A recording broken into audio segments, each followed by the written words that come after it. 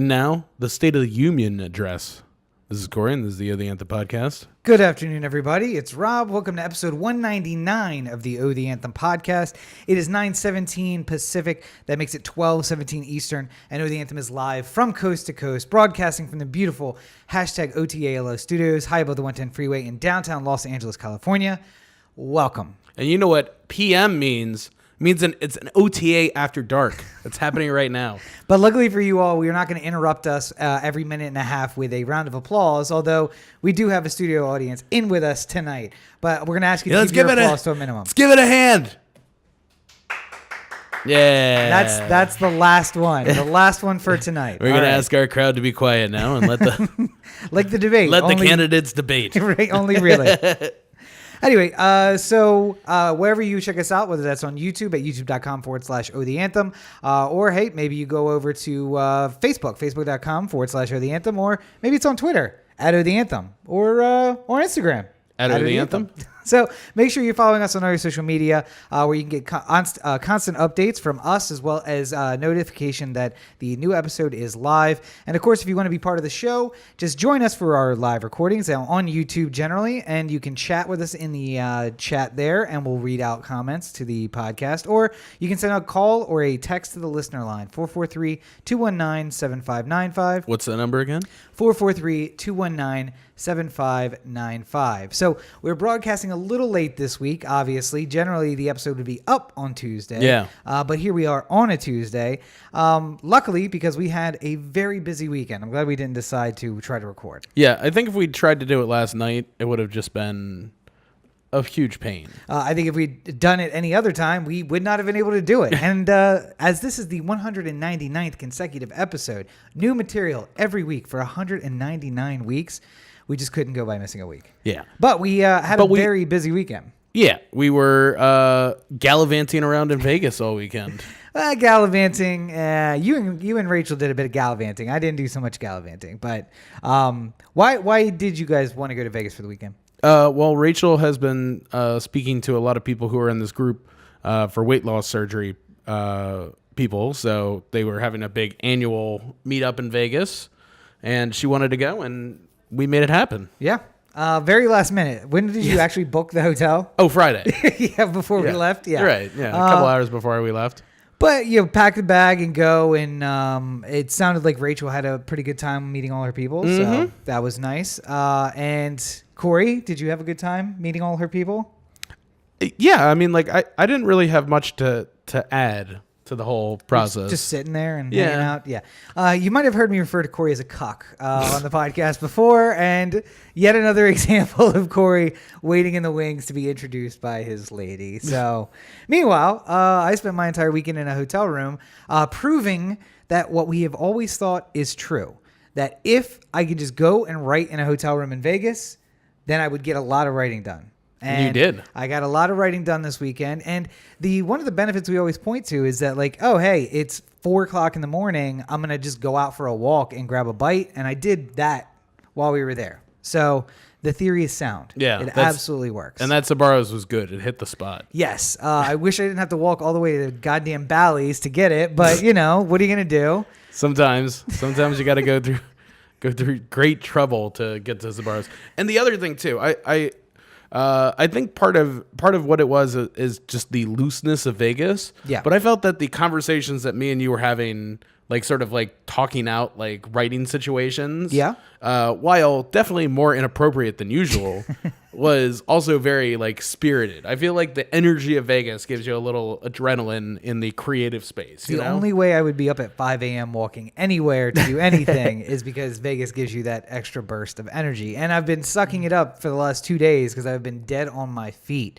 So we got to wrap this podcast up so I can get to bed. So everybody, thank you for joining us. We've been here for another consecutive week. That's all you get. That's all you get. But of course, the reason that we did wait for this show this week is because This Tuesday is not like every other Tuesday. Well, Corey's taking a drink. This Tuesday is special because Sorry, I was doing my Marco Rubio impression. This Tuesday is special because it's the State of the Union tonight. It just finished a little whiles ago. Yep. Rob had to catch up on his way home from work. I did because now that we're on the West The Coast, State of the Union wait for no man.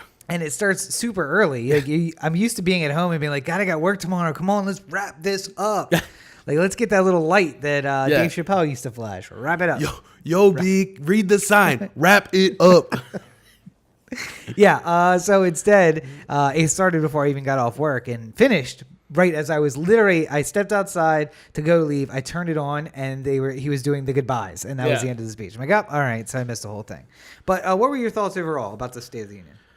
My first thought is that Stephen Miller is a horrible writer. It's so hard to listen to things that he writes and Trump delivering it too. Because if there's any combination that equals boredom more in my life, it's Stephen Miller writing and Donald Trump reading off a teleprompter. It's like a combination. It's like paint drying. It's the worst. It's so boring, and you could tell it was so boring because even Paul Ryan was yawning throughout the course of it. And it's boring, and it said so little. And then when he did say things, it was, "How can I damage America next? Let's let's count the ways that we can damage." So the other problem I had is this: it's hard to skip forward in it. I watched the entire thing because you never know when it's actually gonna start. I literally. At one point, it seems like he was just doing his boring part of the, like Apple's keynotes are like this too. You can usually figure out like when the boring part of the speech is, right? And that's when you can cut out for like 5 minutes. And he was going on about something, and I was just like, all right, well, I got a minute. So I stepped outside and I came back in after I smoked a cigarette, and he was just like, and that's my plan for illegal immigration. I'm just like, God damn it, I missed it. Thankfully, I heard it later when you came back. And oh, the same part. I was like, oh, I get to hear this part now. Yeah, it was an extremely... So first of all, when you do elect me supreme leader and president for... Benevolent dictator. Benevolent dictator, yes. Here's my first promise to you. Presidente for life. I am going to make sure that no interruptions happen during the State of the Union address, because that speech was like 25 minutes long. And it was interrupted by 10,000 breaks for clapping. And Trump's not the one to do this because he can't remember where he left off. So, like, at one point, he's thanking someone up in the gallery. They give him a round of applause, and then he's like, "Thank you for that." And then there's another round of applause. Yeah. I'm like, "Oh my God, this is the worst." Ugh. The other thing too is that Trump has. I mean, it's always been an imperfect system because when Democrats hold the House or the Senate and, you got Obama up there, then they say the extra long applause for something that he does too. Yeah. So, I mean, like, I've never cared. If anyone talks to you about, like, how long the longest applause of the night was, and it's all bullshit. Yeah. They all decided beforehand, like, we're really going to clap for the guests. Like, we're special extra long claps for the guests. Right. Military, the cops up there. Everybody stand up and just clap for an extra long time. And Trump, too, would... I think he has a pretty good sense of it. Yeah. Where he could feel the clap or the applause dying down a little bit, and that's when he would join in with the clap in front of the mic, and it would pick up a little bit for an extra 20 seconds or whatever. Like... By the way, has any president ever clapped along with the gallery when they clapped? Not that I can think of, but like I said, he was. It's clear he was trying to keep things. Yeah, I just remember there are several times when Obama didn't clap, but another thing that Trump does is he does this thing where while he's talking and he makes a point and then. Yeah.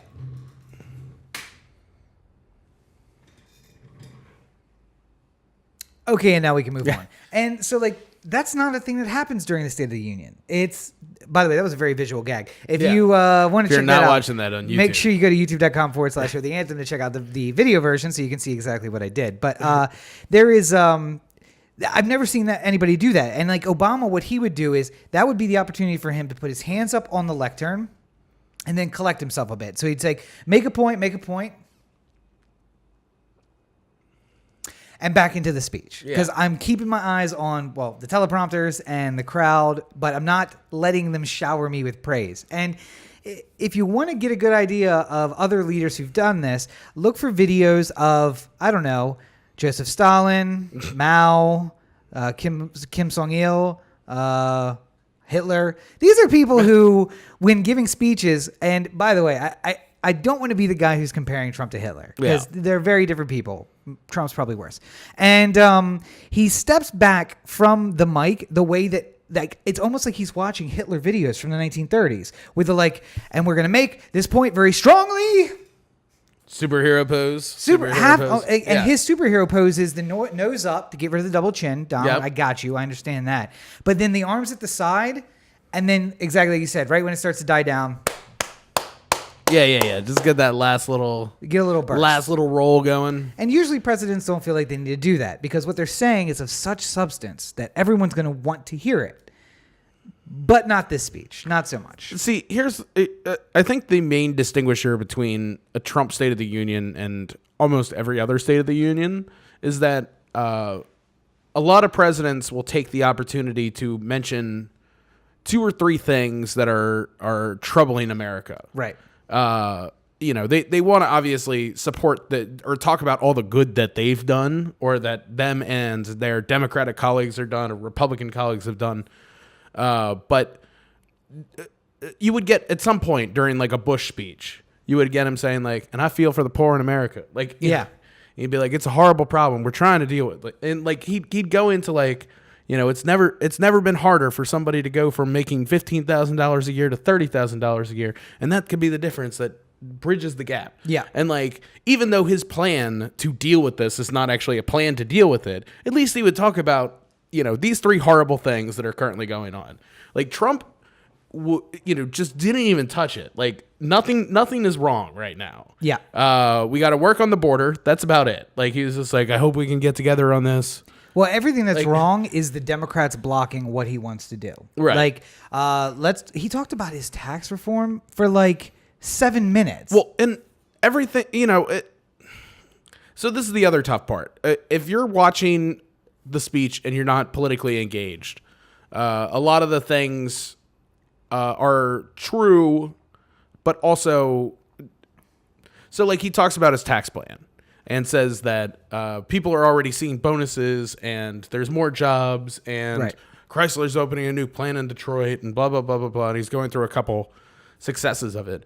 And I'm not going to deny that the tax plan that they signed in the immediate short term, like the first year or 2, is going to show some benefits for almost everybody because everyone's going to get lower taxes. Yeah. A lot of these companies are giving bonuses because they want it to seem like it's a really great deal. Yeah. Well, no, because the other part of that people forget is they gave bonuses and then laid people off or announced that they were shutting it. So he didn't mention that part. No. And he doesn't mention the $1.5 trillion in debt that we're going, or $1 billion in debt we're going to trillion we're going to be in debt. Yeah. Because of it. I don't know. It just, to me, I feel like my number one problem with the whole thing was not anything that Trump said because I expected everything that he did. Right. I expected him to be on prompter and be good Donnie and not pontificate at any point. Certainly not bring up anything having to do with anything wrong like Russia or the fact that Congress can't get anything done or the fact that the government's going to shut down in another 2 weeks. 2 days. Yeah, 2 weeks. I thought it was the end of January. No, they bought time into February. Oh, okay. So February 3 10th or something like that? Yeah, it was 3 weeks, and it's like February. Actually, the 10th seems right. That might be it. Yeah. So. But, I mean, like, he's not going to talk about any of the bad things, so it was just going to be a very Donald Trump is doing everything great speech. I imagine his State of the Union next year will be like, just when I thought it couldn't get any better, better still. Well, like half the America's on fire, and he's just like, it's never been better for 50% of America. I got my fingers crossed that is the one and only State of the Union we will get from President Trump. So let's see. I mean, Democrats need to show up hard in November if they want that to be the case. But actually, I saw an interesting thing here. Go ahead. One other thing. So here's the one thing that really bothered me. Democrats, again, not knowing what the fuck to do with themselves. Some Democrats took particular times to walk out in the middle of it. Yeah. A lot of Democrats didn't show. There was almost never any situations where both parties were standing and applauding. Yeah. Only for the most American of the, like, it's in this hall and in this place that we gather for the American people and we work for them. And, like, obviously everyone has to stand and applaud for that. But then Democrats not knowing when to, like, not clap or when to, like, they kept showing Pelosi, who looked like she had no fucking clue. And did you see? I took a different thing from that. She looked like the type of person who talks in the movie. Okay, like, who's that guy? What's this all about? See, now I took from that. Tom Hanks is in this movie. I took from that something different. That she was like the girl in the front of the class who tattles on everyone, and she was like, "Let me see one of you clapping." All right. I also did today. Got to see a Nancy Pelosi attack ad. Okay. I was excited about this because now that I'm in California, I get to see these types of things. Yeah. Obviously, they're not directing it at me because I'm not from Northern California, but we can still enjoy it. You guys should still vote her out, by the way. Still do that. But the basic idea was they were talking about how the tax plan was so great, and then it shows her like saying the things like, "It's stupid. It's just a fraction of what they're getting." It's like, "Oh, $1,000 bonuses, too good for Nancy Pelosi." Stuff like that. And I'm just like, oh man, it's so short-sighted. So short-sighted. Oh, man. If there's not 1,000 things you can get on Nancy Pelosi about, that's not the first one I would go I would with. not want to tie my success to the tax plan. My favorite thing, though, of the entire... Especially because stock markets have a tendency to get really high and then burst. And then it all goes wrong all at once. And we are way overdue for that. Yes. There's way too much. At a certain point here, the lemmings get scared. Well, and so I was actually reading a story about that today, which said that now we're at the worst time for the market because everyone... cryptocurrency especially, but everyone is now getting into the market. And when they do that, it builds volume until everyone gets scared and then backs out. And then all these lemmings, when they back out, they cause everyone else to get jittery about, wait, who is it that's backing out? Is it the stupid people or is it the smart people? And then a lot of people sell, and that's what causes a collapse. Right. So, yeah. But my one moment of glee in that entire thing was when Trump went through his immigration plan, because nobody on either side of the aisle was happy about what he was saying. And that's like, I love it when you can't get a full response from everybody, but we can get everyone to sit down and shut up while we go through the plan. I like how he came up with a plan that to me, Dreamers seem like an easy enough thing because there's enough support for it. Yeah. That you basically just separate that away from the rest of immigration policy. Like, hey, we've already kicked the can way too far down the road on this. We got to just let these people stay in the country, and we'll deal with everything else from this point on. Let's call it here. There's been a failure so far, yeah. So let's just ignore what's happened so far to lead to this first failure, and then we can go from there. Instead, Trump just comes up with a plan that, like, I don't know who's really happy about that one. Like, nobody is. But I think he's factoring that nobody will be happy, but that when he calls it a compromise, that they'll be like, well, to be fair, it is a compromise. Nobody gets what they want. So let's just pass this, and then, hey, we can say we did something. Right. But it does address the Dreamers. It gives them a pathway to citizenship. What does that look like?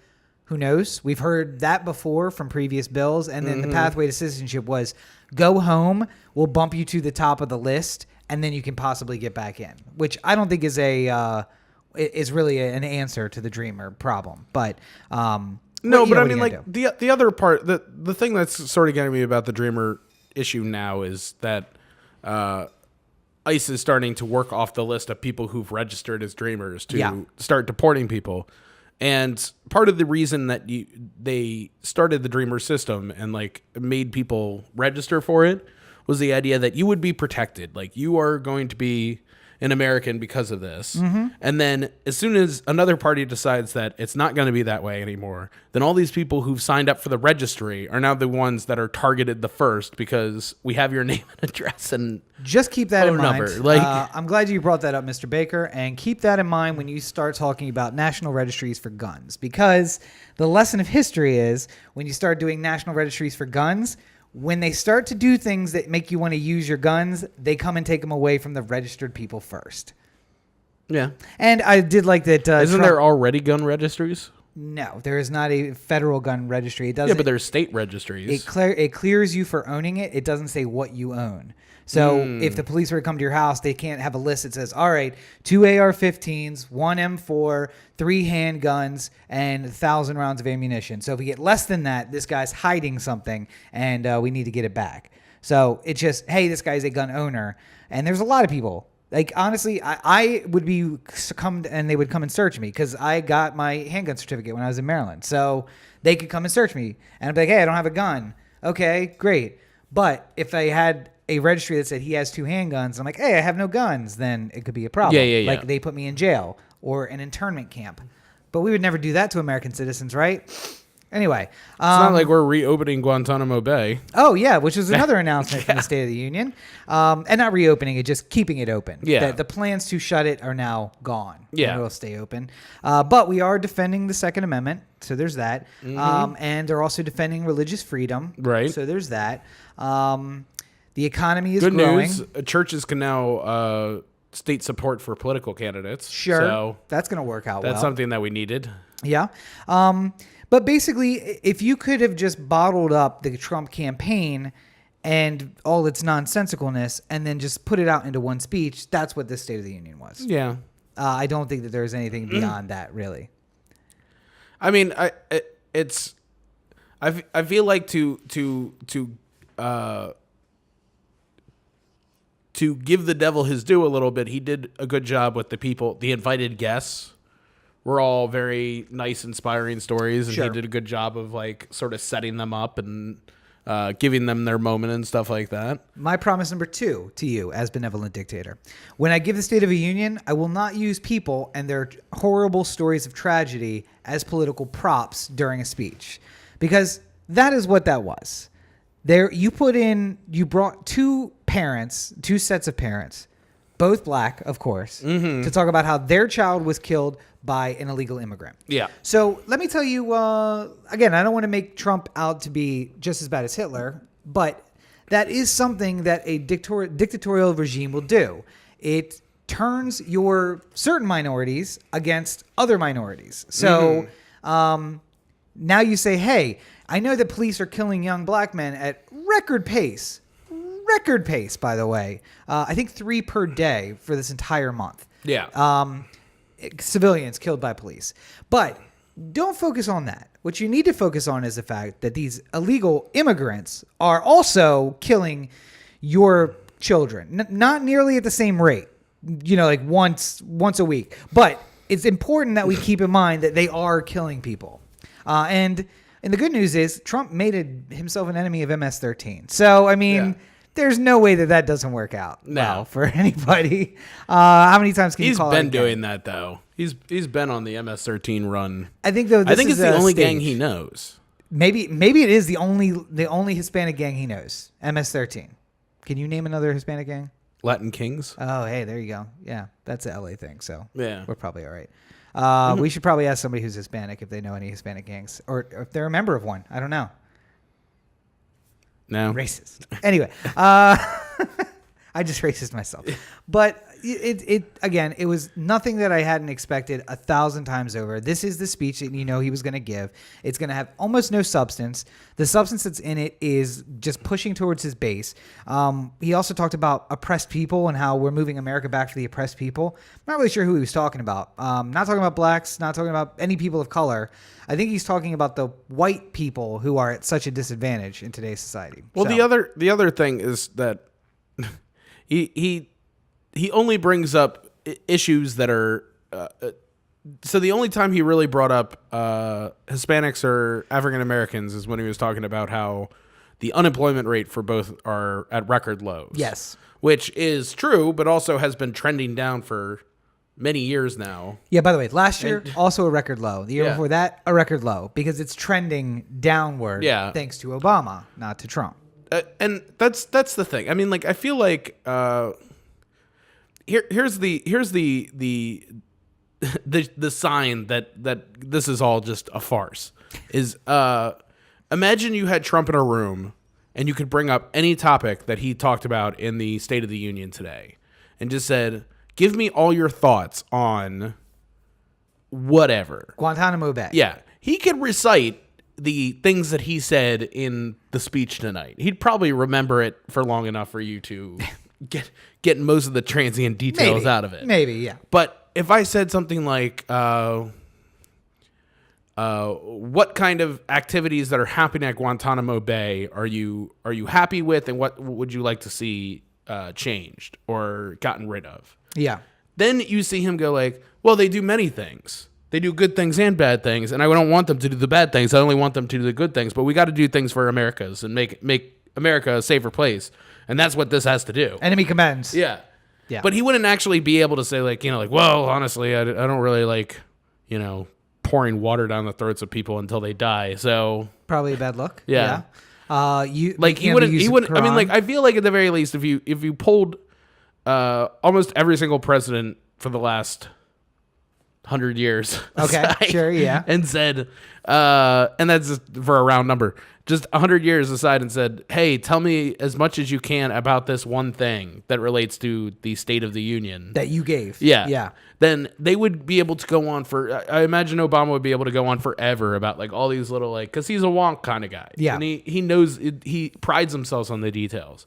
Whereas Trump he only knows, he's the inch deep and a mile long rather than a mile deep and an inch long, Well, yeah. Oh, God, this new microphone threw me off. Obama might have been a wonk, but what we have learned recently is that Trump is a wanker. See what I did there? Yeah. Good night, everybody. But it's kind of fitting. We were in Las Vegas this weekend, and we might have run into someone who's becoming a political force in Washington. Stormy Daniels, the porn star. Not nearly as much as a political force as anybody. I'm so angered by the fact that literally sleeping with a porn star is probably the number one thing that would end your career. Right. If you were a politician up until Donald this Trump. president. Yes. Oh my God! If they made bigger deals about Obama wearing tan blazers than they did about Stormy Daniels. The point I was going to make is that the biggest problem Obama had was that he wore a tan suit on a summer day, and we literally brushed by the fact that the president, just before the election, paid off a porn star to keep secret his affair that was going on while his wife was shortly after his wife gave birth to their son. And that just registers so low on the scale of things that have happened. They were just like, oh, listen, we don't have time. Yeah. She spanked him with Time Magazine and his wife was on the cover. I get it. Yeah, that's fine. We got other problems, all right? North Korea, I don't know if you've heard of the place. I just don't know what he could do anymore. And really the whole investigation with Mueller is making me nervous that they could show if Mueller had a press conference at the end of it all, and he's just like, I'm formally, putting these charges in for these additional people, Steve Bannon, Trump, blah, blah, blah, blah, blah, and all the thing. And he could just, off the top of your head, what's the worst thing that he could possibly say? That Mueller could say? Yeah. That Trump actually met with a member of the Russian delegation. And discuss money, you donate this much money or buy these properties or... No, the money laundering separate. The money laundering is horrible, but I'm talking about him actually saying, I know I said on TV that I want you to interfere, and I'm not joking. I want you to try and get this election. And he's got on tape or something like that. Not even that, just a verifiable witness. Somebody who's just like, oh yeah, I was in the meeting. Yeah, he definitely said that. Jared Kushner. I was there for that. Why do you want to know? Jared Kushner is the dude who turns you in. He is a snitch, all right? He has that snitch in him. I can see it. He's a guy that I wouldn't invite to the bachelor party because I'm like, all of this is getting back to the wife. There is no way that Jared doesn't fold under a little bit of pressure. Not only that, but if some one guy brings coke to the party and then it's just oh no, Jared's in the other room. Put that away. Styling the police going you have cocaine here. My mommy said this isn't good for me. He actually calls the police on the bachelor party. Yeah. But that's the guy. Or even worse, Jared's the guy who calls the police about the pot that you're smoking that's perfectly legal. But hey, I just want to check and make sure. Just let you know what's going on here. Now, so there, I imagine that is a horrible thing, that there is actual collusion. The money laundering, I have come to understand that it's true. I don't care whether or not he knew. Whether he knew, I guess, is the important thing. But the fact is, Russians bought property that was supremely overvalued And that boosted the sales of the Trump estates or the Trump apartments, and it also paid him back for loans that he had made in Russia. So that is money laundering, and he is guilty of that. It all happened before he was president, though. So the definition of high crimes and misdemeanors has never been applied to whether or not you have to be president when it happens. The reason I go to the collusion is because I think you could make an argument that even if he wasn't president, that's how he became president. Yeah. And therefore, the high crimes and misdemeanors should always apply to that. So we'll see. But Stormy Daniels is a story. You guys, it's funny that I bring that up to people at work and they have no idea who that is. That's how much we've blown past it. Mueller was about to be fired, except for Trump. In June, not about to be. June was a month after he had fired Comey. He was going to fire Mueller. And Don McGahn stepped in front and said, I'm going to quit if you do this. Mostly because I imagine Don McGahn's like, I'm not fucking dealing with the tremendous headache that comes with you firing the special prosecutor. Yes. This is too much work for me, right. The lawyer. Like, but please kindly fuck off. So, and apparently even now they're still talking about bringing charges against Mueller in the argument that he can't hold a grand jury in room A if he has to go testify to a different grand jury in room B. Yeah. And I'm just like, who is advising him? And God, is somebody saying, no, that's a really stupid idea. We're not doing that. I hope they are. I just don't have any faith that they are. See, the other thing too is that one of the old legal lines is don't ask a question you don't know the answer to. Right. The other thing should be don't put out a strategy unless you know how the other side is going to react to it.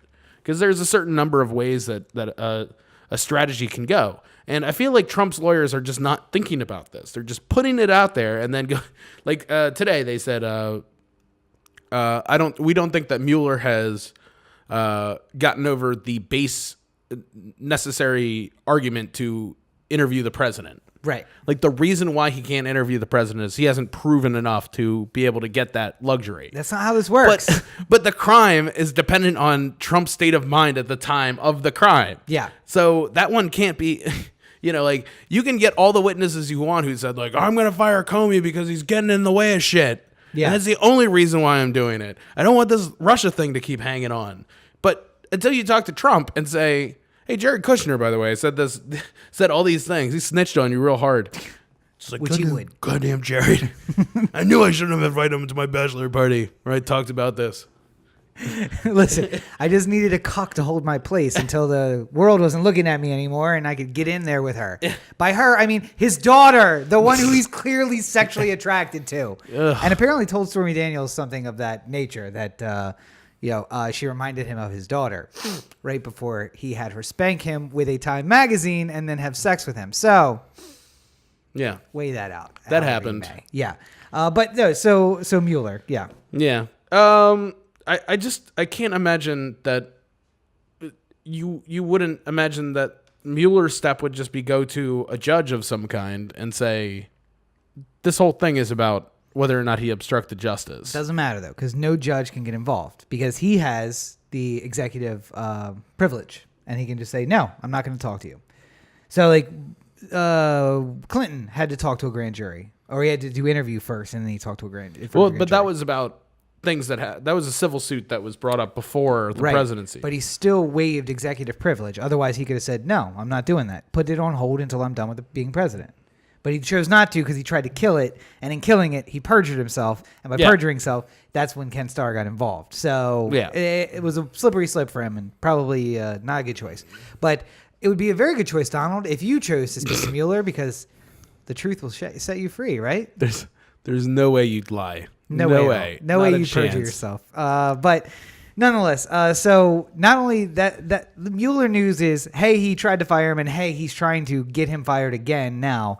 But I miss the time when there were three parts of government and they all worked separately and they were checks and balances on each other. Yeah. Now we have the Supreme Court that is essentially just waiting to earmark or to rubber stamp all the stuff that's about to come for the Trump administration.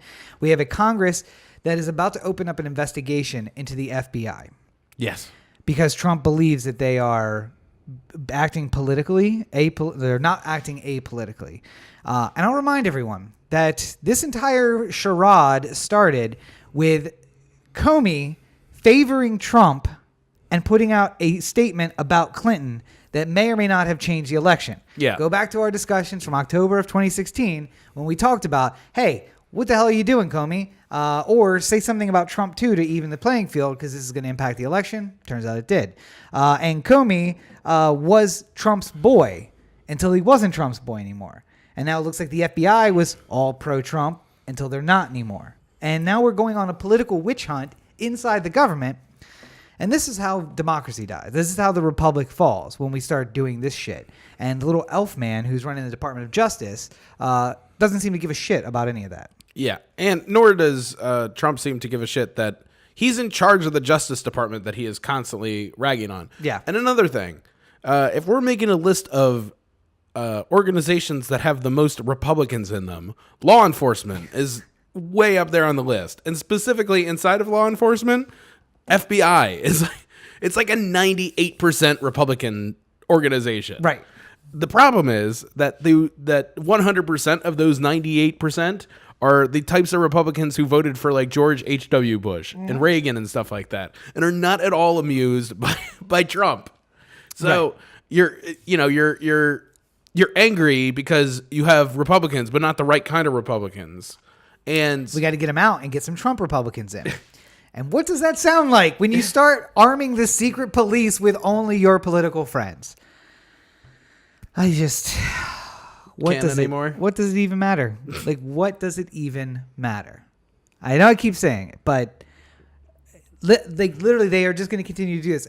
One of the interesting stories I read this week. The other thing is just like the cowardice involved too. Yeah, I mean, like nobody does anything. Nobody when they get Paul Ryan to say anything about anything, it's like, oh, that's unhelpful. That doesn't really do anything good in this situation. It's never like, well, they're not going to take him to task. Yeah. They're not going to do it.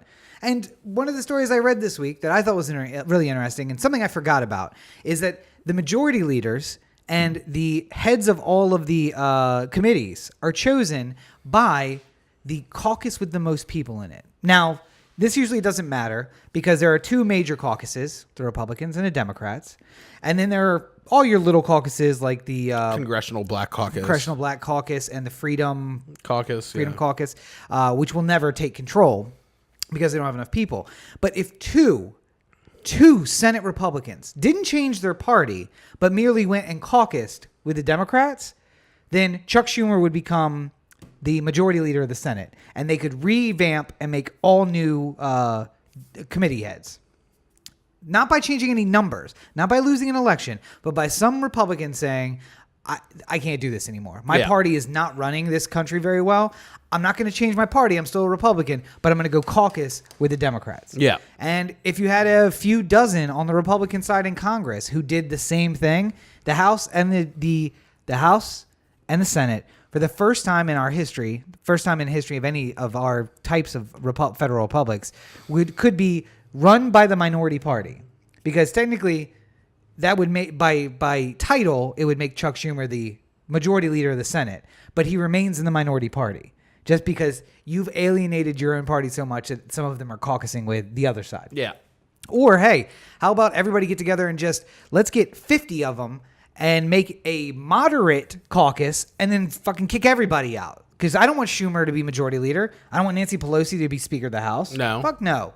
But we can get some moderate candidates, some left-leaning Republicans and some right-leaning Democrats, and form a caucus that's 50 and redo the whole government. That's how Parliament works, which is why I'm a much bigger fan of the parliamentary system than our current system. But I clearly you're thinking that that's not going to happen, and you're right. I see. Here's the problem: the Republican Party is split into two right now. Right. It's split into the Trump Republicans and the more classic Republicans. But the Democratic Party is not really, like obviously there's sort of the Sanders wing and the Clinton wing of the party, but we've all pretty much just said fuck Bernie Sanders and stayed with the Clinton wing of the party despite its I don't think that's true. Unparalleled lack of success. I don't think that's true. I think that the Clinton wing of the party does what Clintons always do, which is to try and adapt like as little of the other wing as possible, but also try to bring them in the fold. And I think if Bernie just struck the party and said, listen, I'm not even a Democrat anymore, but I'm starting a moderate caucus. I'm inviting all of my friends and colleagues to come join me if you believe in moderate policies and stuff that's good for America. And then you get like Elizabeth Warren, and she is even closer to a Clinton than she is to Bernie. So I think she brings a lot of people with her. Yeah. And you get like this moderate But caucus. I mean, like, so the big problem is that the Democrats are just filled to the gills with cowards. That's also true. Yes. And none of them are like, I thought that Joe Kennedy's speech, the Democratic rebuttal, right, which by the way, yeah, done in front of a live crowd, way better than just looking straight into a camera. Yeah. And not feeding off the reactions of the crowd. But good I on agree. them. That sounds like it would be very good. Doing a little Marco Rubio. Yeah. By the way, Marco Rubio, who wasn't speaking to a crowd, just literally Yeah. speaking into the camera. Yeah, and had to take a break to get a sip of water. Yeah. Get a sip of Wawa. The Democrats are just filled with too many fucking cowards. So, I mean, it's nice when there's 5 senators or members of the House that you like and think are standing up and doing the right thing. But then it's also insulting when there's, another 40 in the Senate who are just cowardly. Yeah. And scared of their own shadows. And even less in the House. Like, you would think that the Senate would have the benefit of less numbers, so they would have more or less cowards. No. But no, the House has more actual people and more actual cowards. Higher percentage of cowardly people. Yeah. So this is the big... Part of the reason why the Republican Party works is because they are willing to play the game of chicken and just continue to drive the car until they crash into you if they have to. Yep. Democrats will always veer off to the side at the very last second. They're always going to do it. And at whatever point they decide they're not going to do it anymore, they're going to crash head on because the Republicans are just knowing that they're never going to pull off. And they're never going to do it. That's what happened with the budget shutdown, which we talked about the last couple of weeks. Mm-hmm. But once again, even after the cars impact each other and the government shuts down, the Democrats get out and they're like, well, listen, we're so sorry about that. Listen, totally, it was our fault. Totally We were supposed to veer off at the last second. We decided to go against the norm. We shouldn't have done that. It had calamitous results. Yeah. So we're just gonna give up. And I made the argument that they got some things for it, which is true, but they certainly could have gotten more if they just pushed it. Nonetheless, they did get out and they apologized, and then now the majority of Americans blame the Democrats for the government shutdown. Yeah. That's where we are now. So, and it's about to shut down again in a week. I saw the poll that while they blamed Democrats as a highest number thing, Yeah. it was like 34% people blame the Democrats, Right. as opposed to like 30% who blame Republicans and like another 30 whatever percent who blame Trump. But if you combine the Republican and the Trump, which are basically the same thing, True. Okay. then it's a much bigger majority. That's the thing. A lot of people are blaming Trump. That's fine. He's a good person to blame. A lot of people are blaming Republicans in the House and the Senate. Also, a good focus on the blame. The two of them together are pretty much in it together. So it's like picking one or the other, but getting both. Yeah. So whatever. Well, hopefully all of this will result with, as I said, only one State of the Union for Donald Trump. Hopefully that there is going to be a very interesting trial going on in the House, in the Senate. And we'll be able to watch that live on TV, much like we have been able to watch another very interesting trial over the past week. It sounds like you want to go on down to the Baltimore corner. Oh, where you get the straight dope? Yeah. I'm so tired. That just made my day. I don't know why. I just found that to be very interesting. Go ahead. Yeah. So, as I'm sure you know, the Baltimore Police Department had an elite gun task force. It did. That was elite in the State of the City address was mentioned many times. It was elite in the same way that Joe Flacco is an elite quarterback. That word just has a different meaning in Baltimore. That's upsetting. At least Joe's won a Super Bowl. True. Okay. Well, they got some guns off the street. Maybe guns that they dropped there in the first place, but they got them off the street. They got guns they got drugs off the street. I mean, they did it by selling the drugs, but they put them into people's veins. But I mean, they're off the street technically. But yeah, so if you have not been, I have to highly recommend that you follow Justin Fenton on Twitter. Yes. I don't know about you, but that's how I've been keeping track. Yeah. And every time that I see, it's like Christmas. Every time that I see I have a new tweet, because I'm like, oh, what fresh hell is this going on now? I am not in the same boat of like Christmas, but it's more like I just look at my phone and I'm just like, oh, you got to be fucking kidding me. Like, what more? What else could possibly? It's literally like Trump. Literally like Trump. Like Trump's up with the porn star, and it's just like, oh God, this too now. Like. But if the stories are just ridiculous. Yeah, so if you haven't been following along, make sure you catch up with Justin Fenton. Follow him on Twitter, or you can follow Founding the Future, and you'll get all of those updates. What I'm gonna love is when the book comes out of this. When somebody's gonna be able to take the time to put all the stories of the trial in one volume, where you can sit down and read it all at once. So we had an interesting moment. Sidebar: we had an interesting moment the other night when we were watching Dirty Money, which I did enjoy the first episode. Yeah, where the guy from California who was investigating Volkswagen's name was John German. Yeah, and there's like, if you wrote that in a screenplay, the first note would be you can't have the guy's name be German because he's investigating Volkswagen. Yeah, it's too cute. It's a little too much. And I feel like so many of the things that we're seeing, if coming out of that trial, are like getting a note back from a reader. Like, really? It's too much. There's no way that happened too. Yeah. So give everybody, if you haven't been following along, give everybody some highlights from this week in the Elite Task Force trial.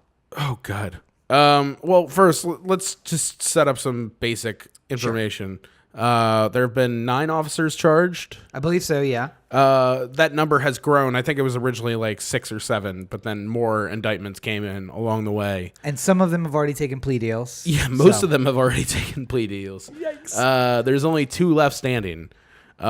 Basically, the police officers have been getting days off for guns recovered. Right. So they get a paid day off just to give them a bonus for finding a gun. Right. And boy, let's be clear about this though. They don't get the day off.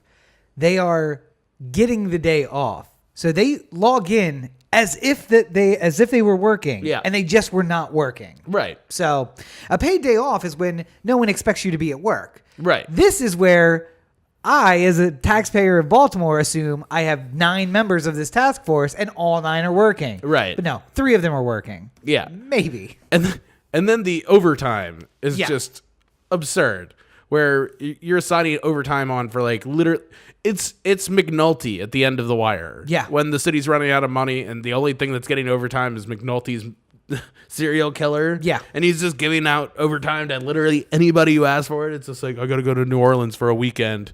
It's my brother's wedding. It's just like, well, this doesn't sound like police work. It's like, come on, McNulty, don't fuck with me. But yeah, basically, if you had less than 100 hours of overtime in a week, they did not question it. There are 168 hours in a week. So that means your regular 40, you're already booking. Yep. That leaves you 28? Yeah. 28 to sleep. Of sleep in a week. And nobody questioned it as long as you were under 100. I wish I had that job. I mean, I don't want that job because that job sounds like it's pretty awful. But I wish I had the job where I could just put. Well, you don't actually have to work. You just have to go to work, clock in, and then watch YouTube all day. Oh well, true. No, because they didn't even go into work because they fill out sheets for overtime. So there was one of the most funny stories that I heard was that a guy was doing renovations on his house, and the guy who was testifying was like, "Yeah, we saw him like one day a week." While he was renovating his house, but he was working full shifts and overtime all of that time. Working it. Yeah. Getting paid for it. I think that same guy made $77,000 as a base salary and $81,000 in overtime in 1 year. So more overtime than his actual salary. And nobody batted an eye. That's just what they did. Yeah. So this is the funny part of the stories where you're like, well, not funny, haha, but funny like, ugh. where like they're just cheating the taxpayers out of all of this money. Right. Then the incidental stories to that are that, yeah, everybody knew this was happening. And it's not just the gun task force that does this. Everybody on the police force does this. Yeah. And the commissioner saying, oh, listen, there's a few bad apples. But by the way, the rest of that saying is ruins the bunch. Yes. And that's what's happened. The few bad apples have ruined everyone. The not so fun stories are about how they conducted themselves as police officers. Yeah. Like they apparently brought a dump bag, or that all of the officers would keep in their trunk. And included in this bag were masks and rope and guns, unregistered guns, and all the fixins needed for a robbery. Why? Because maybe I'm working and I see that this guy is a drug dealer and he's about to get a deposit of cash. Well, I as a police officer could bust him and bring some justice, or I as piece of shit could put my mask on and go rob them and keep the money. And some of the stories that were coming out about how like they took $71,000, they reported $11,000, and the guy lodges a complaint. He's like, oh, I'm not a drug dealer. Good on them, by the way. Yeah, like lodging a complaint. Like, hey, yeah, they stole $71,000 from me, not 11. And how did you get that money? Man, I got businesses. I got savings. I don't believe in banks. Like, I'm the writer director of The Room. What do you want from me? And the other thing is that Tommy Wiseau. They would take like 6 pounds of heroin and report 1.5 pounds, just enough to make it a felony with distribution and everything else. Mm-hmm. But the rest of it would be redistributed by them out to the street again. Right. And the knowing the major drug dealers in town and putting GPS trackers on their car, which is illegal now. Yeah. And then not going to arrest them, but going to find out when they're going to get their money and then taking the money. Yes. Robbing them. And not taking the money and putting it into the general fund for Baltimore City. Civil asset seizure. Yeah. And like eventually putting it into schools or into road work or water mains or something. No, just into the police officers' pockets. On top of the $77,000, on top of the $81,000 in overtime. Yeah. The money that they steal in addition. Like, and here's everything you need to know about my Democrats are cowards remark. All this information, if you were negotiating for the city of Baltimore against the police department in their latest round of negotiations, how much would overtime get completely slashed just because of everything that's happening in this trial? Yep, 100%. You would have them by the gonads on the overtime issue. At least on that. There's nothing they can do. They're in court admitting that they fuck up all the time on this. Every cop is dirty when it comes to overtime. Oh God. And if they did they were supposed to do audits on everything, but it somehow just hasn't gotten around to it yet. But I'm sure if you did a intense audit over the police department, you would find that every single police officer in the Baltimore Police Department does this shit. Yep. So now you lose overtime. Good job. Now your job description is like every other salaried employee. Like it's going to be 40 hours plus when we need you. Yeah. So there you go. But nothing is going to come of that. No. Catherine Pugh is going to roll over and she's going to take it because she can't do anything else. She can't stand up for herself. So clearly she's just a dog rolling over and looking for a belly rub. That's all. Yeah.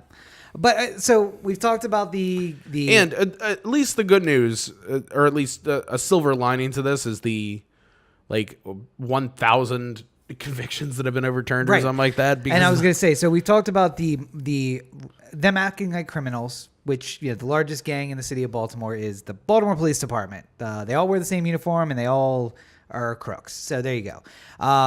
So there's that. That's really bad. Stealing on the job, not just in the form of overtime, but like actually robbing people, that's bad. But not only that, they falsified evidence to convict innocent people, or maybe innocent people, or maybe they helped the evidence along. There's that argument too, but nonetheless, not the way the system's developed. You're not supposed to help it along by planting evidence. And did that as part of their job, like when they're actually acting like police officers. Yeah, and lying on the stand. Oh, yeah, yeah. I mean, that's the other part. I mean, like, if I never mind the old cop tricks where like they'd pull you into the room. Yeah. And they'd say like, your buddy just gave you all up. We know everything. For a Big Mac? Yeah. He comes back like, Jamal, what the fuck? I still ain't telling y'all nothing. But I'm saying like those old police tricks are fine with me. I'm fine with if you want to pull somebody into the room and be like, yo, we got you. Your buddy gave you up. Then that's fine. That's the kind of line that I've generally been allowed to accept. By the way, as part of a negotiation the general tactic. rule of that is you be saying, no, there ain't no way. And cops themselves turn on other cops, which just makes it so funny to me. Oh, God. Anyway. But now there's been people who have convictions on their record because of these cops. There's people who are never going to be able to vote or lost years of their lives. Still in jail now. Will never probably be able to get the job that will really get them out of the situation that they're currently in. Yeah. Like lives have been ruined by these officers, and even if 1% of the crimes that they wrote down were good by the book arrests and they had everything they needed, the fact that they've done this to so many people makes you have to throw all of them out. And like, not just the recent ones, because they talk about falsifying evidence on the stand. Who knows when that was? A year ago, 2 years ago? And when did you start or stop? Like that's I feel like you start with things like I lied on the stand. Yeah. Because that's the easiest one to, if it's me versus you and you're a cop, then you can say whatever the fuck you want on the stand and it doesn't matter. Unless I have some sort of empirical evidence to show that they are lying. Empirical evidence that may have been planted against you too. So you say, no, I don't have drugs in the car. And the cop's like, yeah, he had drugs in the car. Oh, here are the drugs I recovered from his car. Well, except for I planted these drugs there and let a schmuck who I'll later murder, who's also a cop, find them. So, but I mean, the starting high-speed pursuits and that if they end up in a car accident, they just drive away, planting drugs, planting guns, shooting people, and then having drop guns ready to drop on the body, BB guns to drop on the body. And so you can say, he had a gun. I didn't know it was a BB gun, but he went for his gun and I shot him. Like, we've been saying it, and I feel like this is more about the world proving that we were right all along.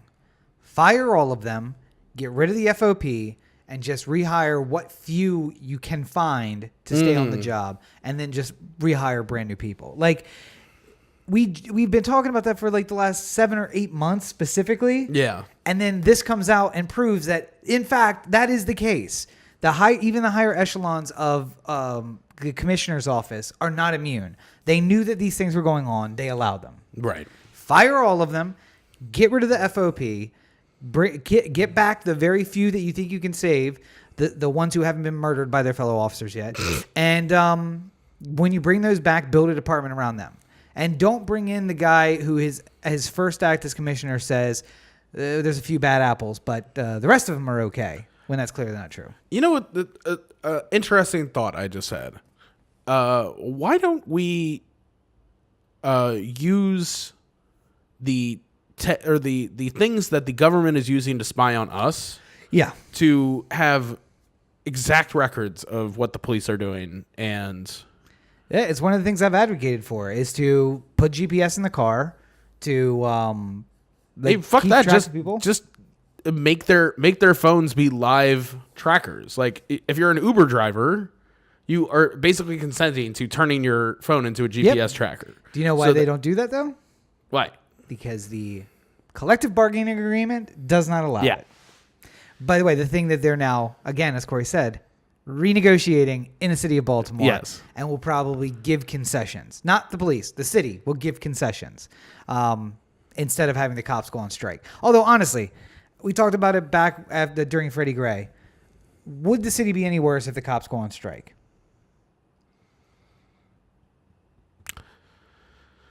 Yes and no. Okay. I mean, I really do. I think that if cops go on strike, then people there will be a sense of free reign amongst the criminal element. What do you do the first time the cops threaten to or start a strike? National Guard comes in. Oh, okay. So arguably, the city may be safer with the cops quitting or striking and bringing in soldiers who have experience in Afghanistan and Syria and Iraq to police the streets.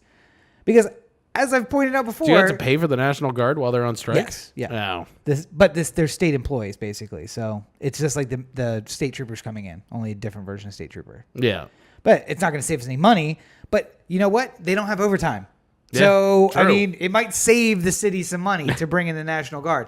But you have these guys who have rules of engagement that are better than the rules of engagement that the police are operating under on the street. Yeah. Like, the city may be safer. The citizens certainly may be safer with having the National Guard than having martial law may be preferable in Baltimore right now to having the current situation with the police force. And that is saying something. And the trial's not over, folks. We got another whole week of testimony to hear what ridiculousness is going to come out. I'm waiting for the most ridiculous stuff to come right at the end because that they're doing that, right? Well, the other thing too is that I love lawyers, and this seems like the group. Yeah. The federal prosecutors here seems like the group where you're gonna lose the jury a little bit in the transient details in the middle, and that's why you leave all the heavy punches for the end. Just give them all the good stuff right at the end. And what could possibly be waiting? What better stuff than what we've heard thus far is out there?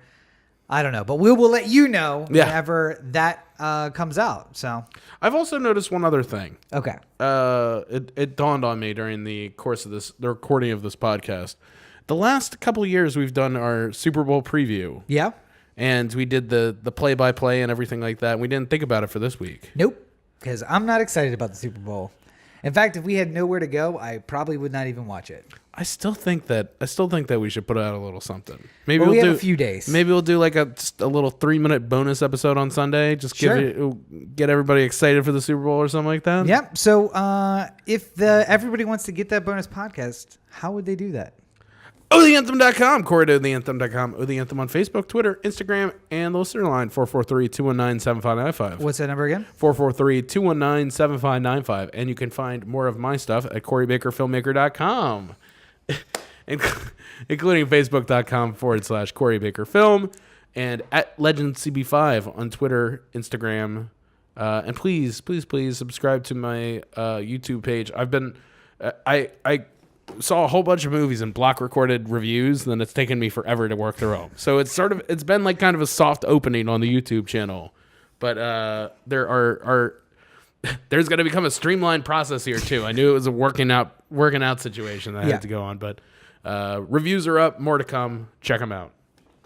And, of course, you can find me on all your social networks at Robert N. Cheek. Make sure you check out robertncheek.com, where you can find links to my political blog, Finding the Future, the news website, and the books, which are available on Amazon. By Rob's Books. And, of course, if you want to support me, you can do that at patreon.com, patreon.com/O The Anthem. I have a whole bunch of... Robert N. Cheek?